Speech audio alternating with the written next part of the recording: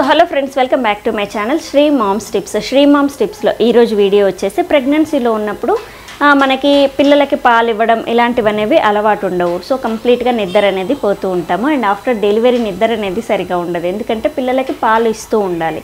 So పిల్లలకి పాలు ఇస్తూ ఇంకా నిద్ర అనేది లేక కొంతమంది ఏంటంటే గ్యాప్ ఇస్తూ ఫీడింగ్ అనేది మర్చిపోతూ ఉంటారనమాట. వీళ్ళు రెస్ట్ తీసుకునే సిచ్యువేషన్లో ఫీడింగ్ అనేది మర్చిపోతారు. సో ఖచ్చితంగా ఎన్ని అవర్స్కి ఒకసారి ఫీడింగ్ అనేది ఇవ్వాలి అండ్ ఎప్పుడెప్పుడు పాలు ఇవ్వాలి అండ్ పిల్లలకి ఎలా ఇస్తే పిల్లలు హెల్తీగా ఉంటారు, వెయిట్ ఎక్కువ ఇంక్రీజ్ అవుతారనే దాని గురించి ఈరోజు టాపిక్.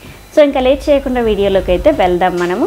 సో ఆఫ్టర్ డెలివరీ మనమైతే ఖచ్చితంగా పిల్లలు ఏడ్చినప్పుడల్లా కూడా పాలిస్తూ ఉండాలి. వాళ్ళు 10 నిమిషాలకు ఒకసారి ఏడిస్తే కూడా కడుపు అనేది టచ్ చేసి మామూలుగా మెత్తగా ఉంటే మాత్రం ఫీడింగ్ అనేది ఇవ్వాలి. కడుపు టైట్గా ఉంటే కొంచెం తేన్పులు తెప్పించాలి.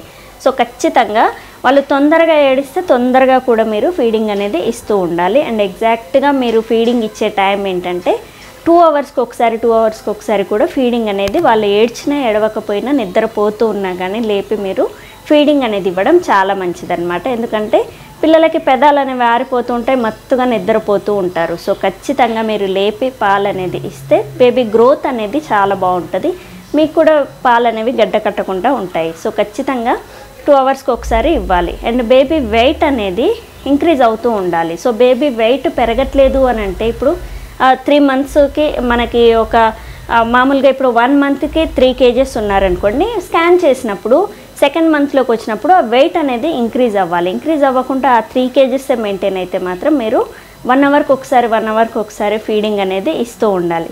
సో ఎగ్జాంపుల్ చెప్తున్నాను. సో వెయిట్ అనేది కొంచెమన్నా ఇంక్రీజ్ అనేది అవుతూ ఉండాలి, నెలకి పెరగాలి.